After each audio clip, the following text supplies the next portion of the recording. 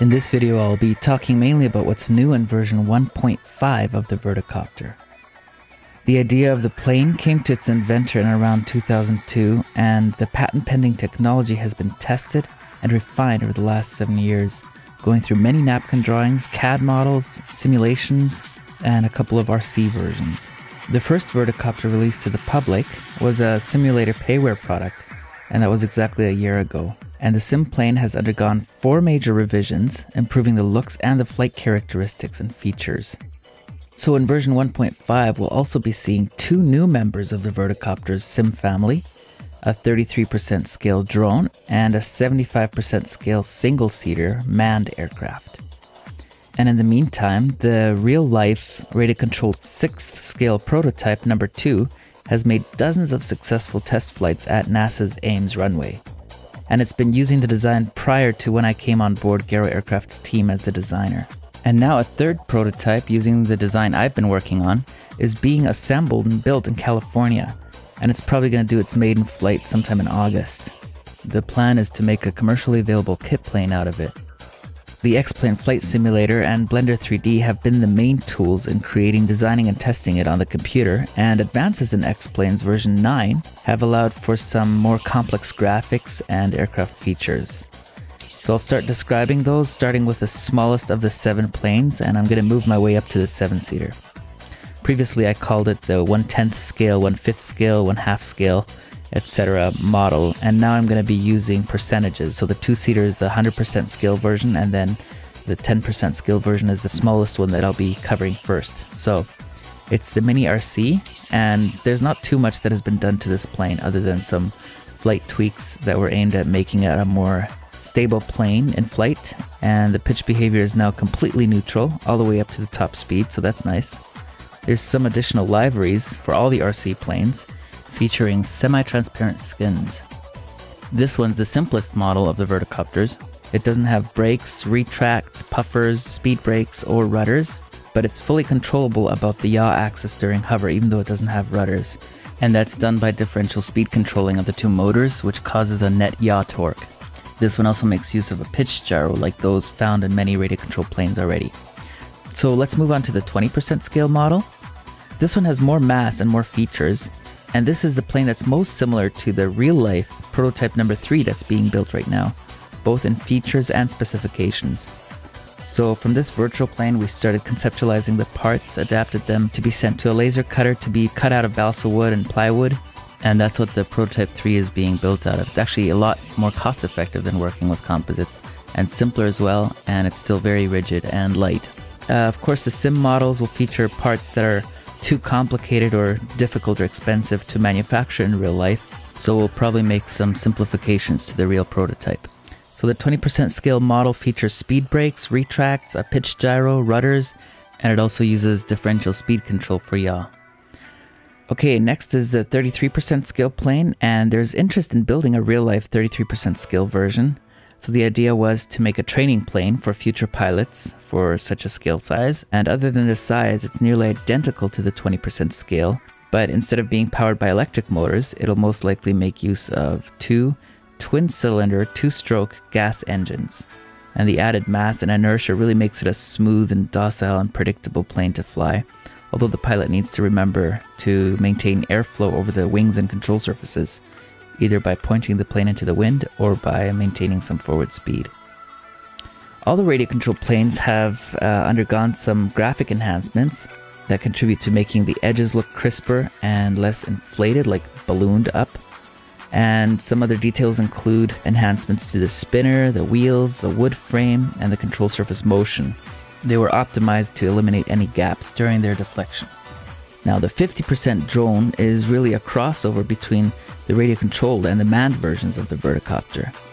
And this skill will most likely be the next project Garo Aircraft will be tackling in its development of real-world Verticopters. It's also a plane that seems to be in increasing demand for tasks like border patrol or robotics, surveillance, coast guard, and similar applications. The simulator's 50% drone features puffers just to help out with full hover. And what's new in version 1.5 is the fact that now these puffers are visually represented as faint clouds or puffs of high pressure air. Now Harriers and other VTOL aircraft make use of puffers, and normally these airstreams are not visible, but to actually see them is really cool, and it helps in the understanding of the artificial stability system's workload in trying to keep the plane in a steady hover. So the quick counterpuffs also provide an insight into the complex task of calculating the plane's position and relaying corrective commands. So the newest manned version is the single-seater 75% skill Verticopter, and it's been dubbed the Formula One of the skies by Garrow's design team. We had originally hoped to man this version with the Wankel rotary engines, but the manufacturers ended up not having the specifications that we needed, so we're reverting back to the original plan of using turbine engines. The simulator model here features some neat additions like dynamic lighting, which causes the plane's body to sort of light up at night in response to the strobe lights flashing. I've also included a more lifelike pilot with blinking eyes. I added some instruments in the cockpit like a flight management system, a transponder, anti-ice buttons, and a camera that helps in vertical landing and during low visibility conditions. The artificial stability system is responsive and nimble, and is not only engaged during hover anymore like in previous versions, but it remains engaged throughout the whole flight envelope now. So the idea here is to limit the total allowable G-forces during tight turns or loops, and the maximum roll rate is also limited to 120 degrees per second now. The most radical new feature in all the manned versions of this release is the use of variable pitch props with scimitar-shaped blades. The fixed pitch props that we've been using in the previous versions were originally meant to eliminate complexity and weight, but they ended up making the Verticopter feel like a car that only has one gear. Some cool advantages have surfaced since we've implemented these new props. By the way, these props aim to keep the blade tips below the speed of sound, so they're what they would call constant tip Mach propellers. Besides now having more bite to catapult the plane upward vertically at terrific climb rates, the top speed has now also vastly improved by as much as I think 33%. Also, the need for yaw puffers has been eliminated because now yaw can be attained through differentially adjusting the pitch of the propellers, even though the props are synchronized together with a fixed gear mechanism. Some coaxial helicopters actually use this system of yaw control, and we thought it was an elegant solution for this VTOL application. The one-seater is just about as nimble as the 50% drone, and it's really quite fun to fly. So moving to the two-seater, which is also called the 100% scale version.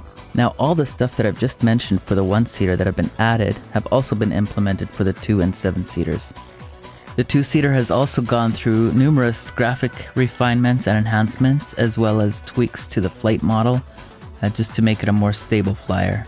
Of particular interest is also the addition of seat belts to not only the pilot, but also the co-pilot seat. So if you look to the side while you're flying, you can see that these seat harnesses will either float up or get pressed against the seat in response to the G-forces acting on the plane.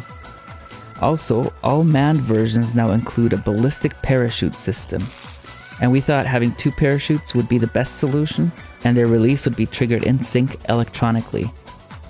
The 200% scale version has been refined with the same features as the 75% and 100% versions, and puffers should be visible in all larger scale sizes, and all models have been overhauled to take advantage of X-Plane version 9.3's gloss calculation. Now you can individually determine which parts are glossy and which ones aren't, so you can make tires dull while shiny parts are more reflective. There's also been an important fix to all planes that make use of the artificial stabilization system. It was unclear why every plane started up with the artificial stability system turned off by default, and yet it had functioning artificial stability around pitch and roll axes, but the yaw axis always remained unstabilized.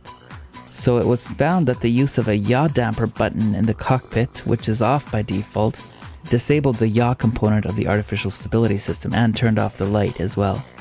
And this issue was fixed by removing the yaw damper, and now every plane with artificial stability system starts up with the system completely engaged by default.